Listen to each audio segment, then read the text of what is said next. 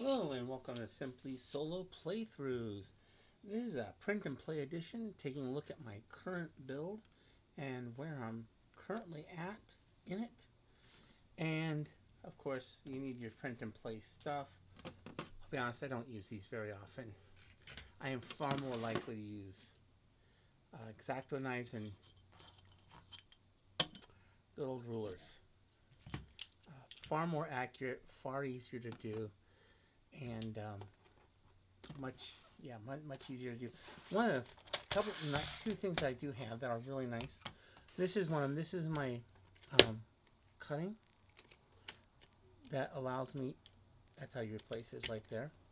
That allows me to go on ahead and do nice straight cuts.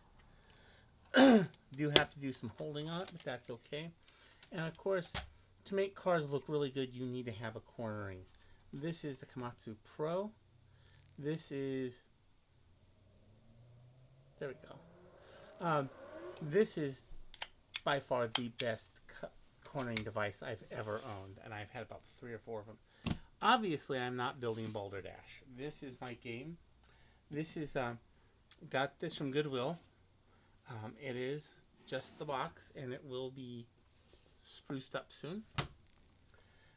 Nice thing about this is I do have the board right here. Notice how I have the cut down for a board to be able to fit. So when I do make a chipboard, if I make one, which I don't always make them, because sometimes this is just good enough. And we'll take a look at this in a few minutes. Legendary Star Wars. Whole bunch of different, just tons and tons and tons of cards. The base set is over 400 cards. I have probably closer to 500 cards in this current build. I am going to be adding more later on. I am using the legendary dividers from Alien because I have custom ones for that. No one has built custom ones for this, so I'm probably not going to have one specifically made for this. The nice thing about these one of the reasons to cut the corners and to trim those up is because you can do this. You can throw cards off to the side, so you can easily do a shuffle. It makes it a lot easier to shuffle without the corners. Now I have to reorganize those. Okay. But I did a foam core box insert, the 5mm. This is purchased from Walmart. You can buy you can buy one at a dollar store that is 3mm. And sometimes I've had to use that a few times because of space constraints within the box. But I generally like the 5 better. The bottom is grouted out, so I've got a cutter that cuts the foam core down. That was a great investment. And the bottom is completely cut out, and so then the outside is completely stable, and then you can see where the cutting things go at right there. We also have these two insides are just pinned in there. They are not glued because I didn't want to take a chance of trashing cards. I hate when that happens. And if it's a purchase deck, I get even more upset. But yeah, we've got the cards in here. They fit in nicely. All 3 will fit in nicely. These will fit nicely all the way through. And it is tall enough so these are going to have a little bit of extra room. Kind of nice. The cards themselves. I used a cardstock, the 120 pound. They have a nice rigidity to them. I like that as compared to the 65, which also has some rigidity but more flexibility. This has 3mm lamination on it, giving you that kind of nice glow, and so that you can go on ahead and easily just shuffle the cards without any problem. And I did another deck that I'm going to have to now resort. So that's always nice. I like being able to do that.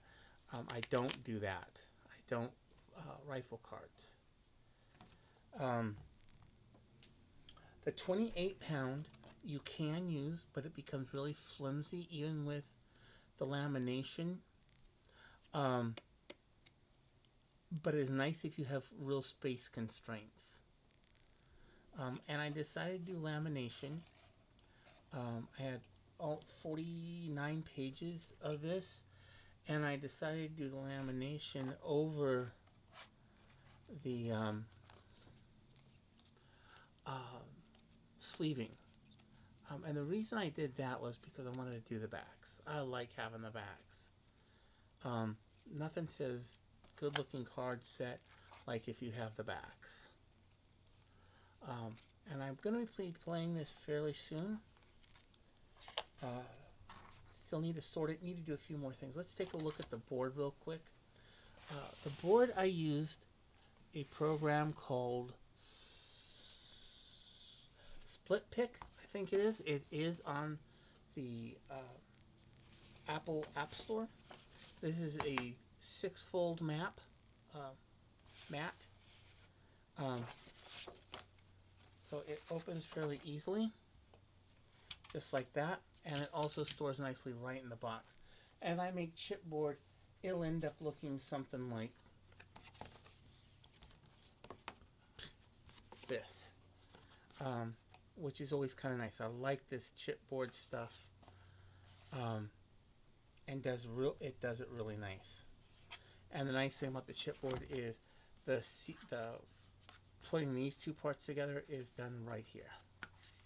And there's actually some tape underneath, just to make sure. The nice thing about this specific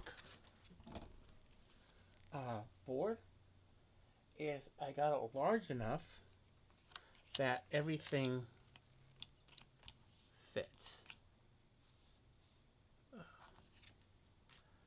Everything fits nicely.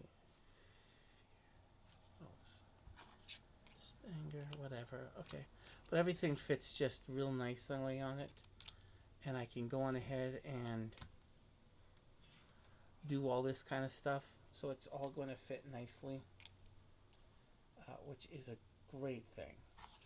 That's one of the problems with sometimes doing some of the boards is this one in particular, the Star Trek the Dice Game one in particular, is actually a smidge small. But it's nice because it fits right in the box.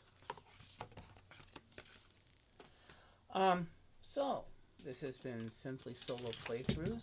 We have been looking at Star Wars Legendary and the print and play version of it.